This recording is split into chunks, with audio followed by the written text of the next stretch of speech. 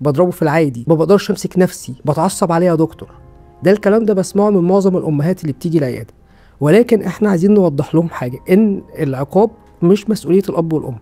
العقاب ده بيبقى مسؤوليه قاضي بيوقع حكم على متهم اذنب، وبالتالي احنا بنديله العقوبه بتاعته. انما انت عايز تعاقب مين؟ انت عايز تعاقب طفل، الطفل ده 5 سنين 6 سنين 7 سنين.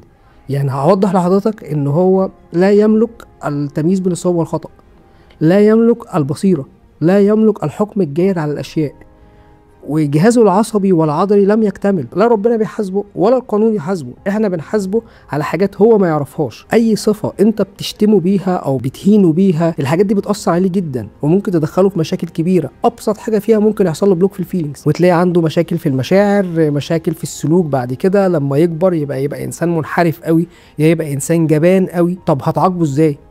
هتعاقبه لما تكون مفهمه من الاول على اتفاق معاه على الحاجة. يعني في مدرسة في بعدها مذاكرة، طب انت لو ما ذاكرتش هيبقى في عقاب. العقاب يكون عن سحب ميزة هو بيحبها، كانت خروجة، ان كانت تمرين، ان كانت فسحة، ان كانت.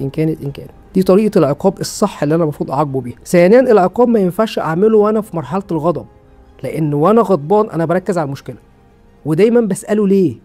ايه حصل؟ ليه حصلت؟ انا بلومه. بعد ما بلومه انا ممكن اشتمه وممكن اقارنه بالاخرين، وليه زمايلك في الفصل اشطر منك، ليه الناس احسن منك، ليه. كل ده طبعا طريقه خطأ في التربيه. علشان نعرف نربيه كويس احنا لازم نمنع حاجات. اول حاجه اللي هي الضرب، الشتيمه، التوبيخ، اللوم، الذم والذم امام الاخرين. كل 10 اطفال بيجوا لي العياده مع مامته او باباه او كده، وفي الغالب بتبقى مامته، يعني تقريبا بلجأ لعلاج السيده مش الولد. 8 منهم بتبقى الام اللي محتاجه علاج من وسط كل 10 اطفال.